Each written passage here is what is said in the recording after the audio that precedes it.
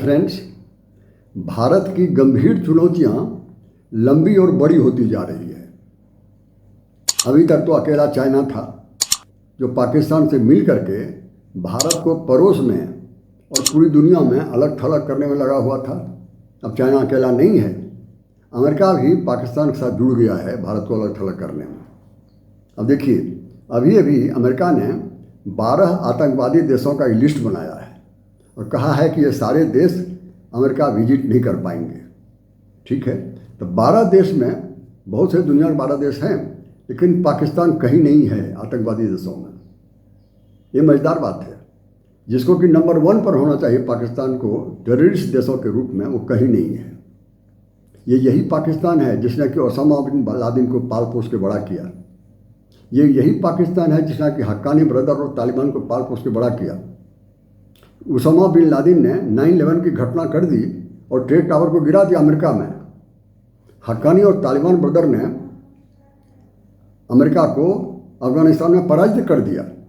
पता चला कि ये इसलिए पराजित हो गया अमेरिका अफगानिस्तान में क्योंकि अमेरिका डबल गेम प्लान खेल रहा था, डबल गेम खेल रहा था दिखाने के लिए अमेरिका के साथ और अंदर अंदर तालिबानियों के साथ। उसको छिपने का जगह दे रहा था, आर्म्स दे रहा था, पैसा दे रहा था, ट्रेनिंग दे रहा था और जीत गया। जब अमेरिका को पता चला, जितने भी फाइनेंशियल एड्स मिल रहा था अमेरिका से पाकिस्तान को, उसको बंद कर दिया। तो मतलब ये कि सब कुछ पता है अमेरिका को, खुद भुगत रहा है।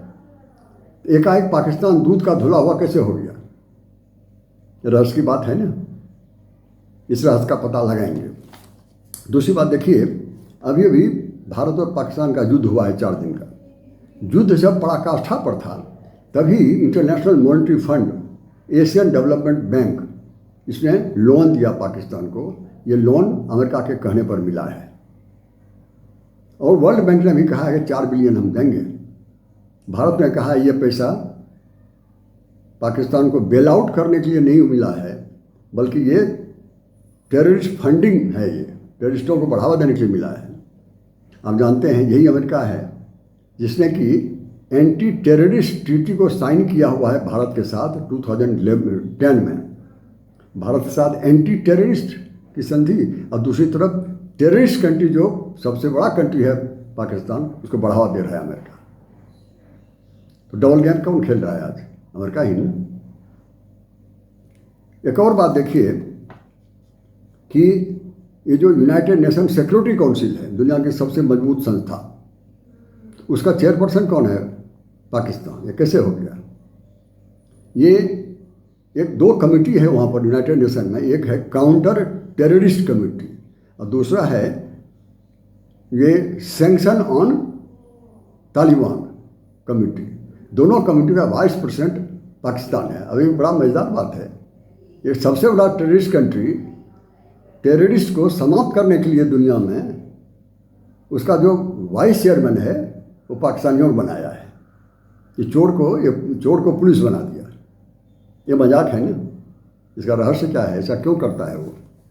तीसरी बात देखिए, अभी 1-1.5 साल पहले यूनेस्को जो संस्था है यूनाइटेड नेशन का, उसमें वाइस प्रेसिडेंट का पोस्ट खाली था। भारत और पाकिस्तान दोनों चुनाव लड़ रहे थे। पाकिस्तान ने बुरी तरह से भारत को पराजित कर दिया। पाकिस्तान को 38 वोट्स, भारत को सिर्फ 18 वोट्स। पहली बार हिस्ट्री में हुआ इस तरह से पाकिस्तानियों से पराजित हो गया भारत। पता चला कि ये ग्लोबल साउथ के देशों ने इसे वोट नहीं दिया, तो ग्लोबल साउथ से भी अलग थलग हो गया है भारत। उसके बाद एक और देखिए, अभी बांग्लादेश में जो शेख हसीना की सरकार थी, भारत के सहमत वाली सरकार, उसको गिरा दिया ISI ने। और ISI के साथ अमेरिका भी लगा हुआ था, उसके साथ मिलकर कैसा हुआ? तो ये हुआ है देखिए। और सबसे मज़ेदार बात तो ये हुआ, ये जो नूर खां एयरबेस है जिसको अभी अभी जो युद्ध हुआ पाकिस्तान में, तो इंडिया ने जो एयर स्ट्राइक किया, इस नूर खां एयरबेस को तहस नहस कर दिया, डैमेज कर दिया पूरी तरह से। ये नूर खां कहाँ पर है? ये रावलपिंडी में है, जहाँ पर कि आर्मी हेडक्वार्टर है। ये इस्लामाबाद में है, जहाँ पर कि पाकिस्तान का कैपिटल है। और सबसे मज़ेदार बात यह है कि वहीं पर इसी एयरबेस में न्यूक्लियर वेपन का सेंटर भी है। सारे न्यूक्लियर वेपन वहीं रहता है। तो इस तरह से ये जो एयरबेस है, ये कहने के लिए तो पाकिस्तान में है, इसका मालिक अमेरिका है। अमेरिका का इस पर कंट्रोल है, अमेरिका का इस पर कमांड है। पाकिस्तान के सैनिक भी इसके अंदर नहीं जा सकते, ये सच्चाई है आज की। ये सारी बातें जाहिर है कि अमेरिका प्रूफ करना चाहता है कि पाकिस्तान आतंकवादी नहीं है। इससे बड़ी बात और आश्चर्यजनक बात और कुछ हो ही नहीं सकती। ऐसा कैसे हो रहा है? तो इसके रहस्य का क्या कारण है, इसका हम पता करेंगे। जहाँ तक रहस्य की बात है, इसे जानने के लिए कुछ फैक्टर्स हैं, 3 फैक्टर इसको देखना पड़ेगा। पहला है इंडिया फैक्टर, दूसरा है पाकिस्तान फैक्टर, तीसरा है चाइना फैक्टर। इंडिया फैक्टर का मतलब ये हुआ कि अमेरिका दबाव बनाए हुए है इंडिया पर, प्रेशर दे रहा है इंडिया को। क्यों? ताकि इंडिया रसा से दूर चला जाए, रसा के साथ ना रहे, वहाँ से ना आर्म्स खरीदे ना ऑयल खरीदे। ये आर्म्स और ऑयल रसा के बजाय अमेरिका से खरीदे, इसलिए प्रेशर दे रहा है। पाकिस्तान को बढ़ावा दे करके इंडिया पर प्रेशर दे रहा है। दूसरी बात, ये जो इंडो पैसिफिक जोन है, जहाँ पर कि क्वाड है और क्वाड का मेंबर भारत भी है, अमेरिका चाहता है इस क्वाड को मिलिट्री अलायंस में बदल दें। भारत सहमत नहीं है, तो भारत पर प्रेशर दे रहा है कि भारत एग्री कर जाए मिलिट्री अलायंस में। भारत नॉन अलाइंड कंट्री है, वो मिलिट्री अलायंस में विश्वास नहीं करता है, लेकिन अमेरिका प्रेशर दे रहा है। तीसरी बात, भारत का जो मार्केट है एग्रीकल्चर प्रोडक्ट का या डेयरी प्रोडक्ट का, दूध का या अनाज का, इसलिए भारत ने इसको ओपन नहीं किया है, खोला नहीं है। अमेरिका कहता है इसको खोलिए, अपना अनाज हम बेचेंगे, अपना दूध बेचेंगे। तो भारत अपना अनाज क्या करेगा? सफिशिएंट अनाज भारत को हो रहा है, दूध भी हो रहा है, इसलिए प्रेशर दे रहा है। ये टैरिफ की मनमानी करना चाहता है अमेरिका भारत पर। ये सारे कारण हैं कि अमेरिका प्रेशर दे करके भारत से करवाना चाहता है, इसलिए पाकिस्तान को बढ़ावा दे रहा है। दूसरा, पाकिस्तान फैक्टर। पाकिस्तान शुरू से ही अमेरिका का प्रॉक्सी देश है, जो चाहता है सो करवाता है उससे। अभी 1 साल 1.5 साल पहले यूक्रेन को आर्म्स और एम्यूनिशन चाहिए था, अमेरिका ने नहीं दिया, यूरोप ने भी नहीं दिया। पाकिस्तान को कहा तुम अपना आर्म्स और एम्यूनिशन यूक्रेन भेजो, और पाकिस्तान ने ये ब्रिटेन के कार्गो फ्लाइट से भेज दिया यूक्रेन। ऐसा भारत कभी करेगा? ये पाकिस्तान करता है तो फिर इसको बना के रखना है ना, ये कारण है। दूसरी बात है, न्यूक्लियर बेस जो है, जैसा मैंने कहा, उस पर तो कंट्रोल है ही अमेरिका का। वहाँ एक परमानेंट मिलिट्री बेस भी बनाना चाहता है। ऐसा क्यों चाहता है? क्योंकि पाकिस्तान का लोकेशन है वो सेंटर में है, वहीं से चाइना भी नज़दीक है बॉर्डर पर, अफगानिस्तान भी बॉर्डर पर है, वहीं से नज़दीक सेंट्रल एशियन देश भी है, वहीं पर बॉर्डर पर ही, पाकिस्तान के बॉर्डर पर ही ईरान भी है। अगर वो मिलिट्री बेस परमानेंट बन जाएगा अमेरिका का पाकिस्तान में, तो वहाँ से सारे देशों पर निगरानी करने में अमेरिका को सुविधा होगी, सर्विलियंस करने में सुविधा होगी।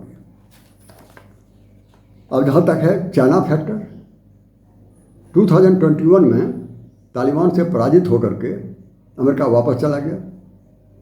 पूरा साउथ एशिया खाली मैदान मिल गया, खाली फील्ड मिल गया चाइना को। अपना वर्चस्व बढ़ा दिया, इन्फ्लुएंस बढ़ा दिया। पाकिस्तान के चारों तरफ चाइना के समर्थन में सारे देश हैं, पाकिस्तान सहित। तो पाकिस्तान को साउथ एशिया में रोकने के लिए, कंटेन करने के लिए हो सकता है कि ये अमेरिका फिर से वापस साउथ एशिया आना चाहता हो। मिलिट्री बेस बना लेगा पाकिस्तान में, एक मिलिट्री बेस बना लेगा बांग्लादेश में, और चाइना को रोक देगा। ये सारे फैक्टर हैं, ऐसा कहा जाता है। अब रही बात, इस सब का इम्प्लीकेशंस इंडिया पर क्या पड़ेगा? अभी अभी रसा ने एक प्रपोजल दिया है। अगले महीने रसा में ब्रिक्स जो संस्था है, जिसमें भारत भी मेंबर है, उसका समिट होने वाला है। रसा ने कहा कि ब्रिक्स जब का समिट होता रहेगा, तभी हम इंडिया, रसा और चाइना का जो निक्सस है, इसका अलग से मीटिंग करेंगे। ये निक्सस बहुत पुराना है, चाहता है अलग से इसकी मीटिंग करके भारत को सहमत करे कि आप पश्चिमी देशों से बाहर निकलिए और निक्सस बना करके हम लोगों के साथ रहिए पूरी निष्ठा के साथ। ये संभव नहीं है भारत के लिए।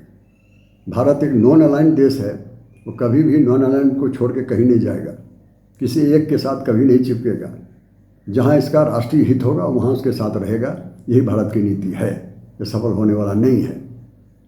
अब जहाँ तक ये है भारत पर प्रभाव है, भारत पर प्रभाव अमेरिका चाहे जो मर्जी कर ले पाकिस्तान को बढ़ा करके। आपके पहले भी अमेरिका ने बहुत आजमाया है भारत को, कुछ भी नहीं बिगाड़ पाया है। चाहे वो नेहरू हो, चाहे इंदिरा गांधी हो, चाहे अभी की सरकार हो, सुन लेता है। इंदिरा गांधी तो सुनती भी नहीं थी, करता वही है जो राष्ट्रीय हित में है। ये भारत पर प्रभाव कोई विशेष पड़ने वाला इससे नहीं है, और ये पाकिस्तान को बिगाड़ के रखेगा ऐसा लगता है। अब मेरा एनालिसिस है, इसमें 2-3 पॉइंट हैं।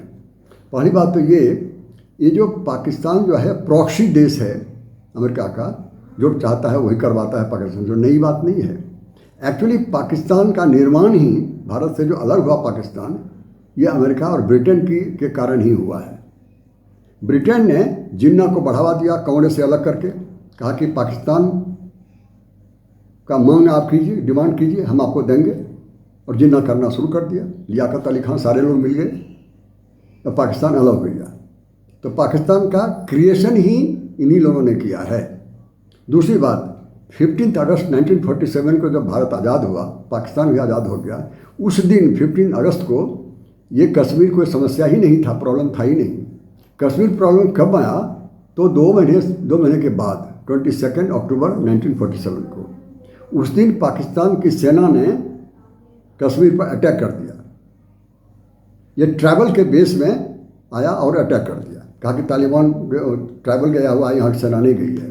तो वहाँ के सैनिकों ने जो कश्मीर पर अटैक किया, ये किसका ऑर्डर था? वहाँ के सेना के चीफ का। सेना का चीफ कौन था? उस समय भी अंग्रेज ही था अभी तक। तो ये फिर देखिए कंस्पिरेसी, अंग्रेज जो वहाँ का आर्मी चीफ था, उसने कश्मीर को समस्या बनाने के लिए उस पर आक्रमण करवा दिया। फिर देखिए, जब देखा कि भारत की सेना जीतती चली जा रही है, पीओके भी 1-2 दिन में हथियार लेगा वापस, तो अमेरिका ने प्रेशर दिया कि आप सीज फायर मान लो। और भारत उसमें नया आज़ाद हुआ था, प्रेशर में आकर के सीज फायर मान लिया। बाद में कहा यूनाइटेड नेशन में इसको डाल दो, वो भी कर दिया। ये Kashmir problem is created by western countries. ताकि ये एक और बात है, जहाँ जहाँ से ब्रिटेन वापस गया है, कॉलोनियलिस्ट वापस गया है, वहाँ उस देश को, उस कॉलोनी को 2 टुकड़े में बांटा है। यही इतिहास रहा है ब्रिटेन का, ताकि एक के साथ दूसरे के खिलाफ आगे की भी राजनीति चलती रहे।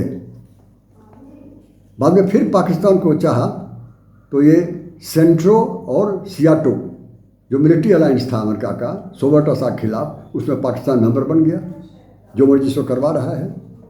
और अंतिम बात मैं कहना चाहूँगा कि चाहे मनुष्य हो या कोई राष्ट्र, जब वो समर्थ होता है, आगे बढ़ने वाला होता है, तो कभी न कभी एक मुकाम आता है जहाँ पर वो अकेला पड़ जाता है। अकेला इसलिए पड़ जाता है, बहुत सारे देशों को पीछे छोड़ चुका होता है, और बहुत सारे देश को भय है कि हमको भी पीछे छोड़ देगा, तो इसको अकेला कर देता है, नहीं इधर का नहीं उधर का, बीच में अकेला कर देता है। लेकिन ये अकेला करने वाले देश भूल जाते हैं, अगर भारत के साथ ऐसा कर रहे हैं तो, कि भारत कोई रोग स्टेट नहीं है पाकिस्तान की तरह, इसको अकेला थेला कर देंगे। ये तो कर ही रहे हैं, 1947 में ही अकेला कर रहे हैं। क्या हो गया? भारत तो कहाँ से कहाँ पहुँच गया। तो ये भारत के पास समर्थ है, और भारत अकेला भले पड़ गया हो, क्योंकि यही नियति है आगे बढ़ने वाले देशों का। और भारत पूरी मुस्तैदी के साथ अपने हित को जानता है और आगे बढ़ता रहेगा। इन्हीं बातों के साथ मैं अपनी बात समाप्त करता हूँ। वीडियो समाप्त होता है। Thank you each and every one of you.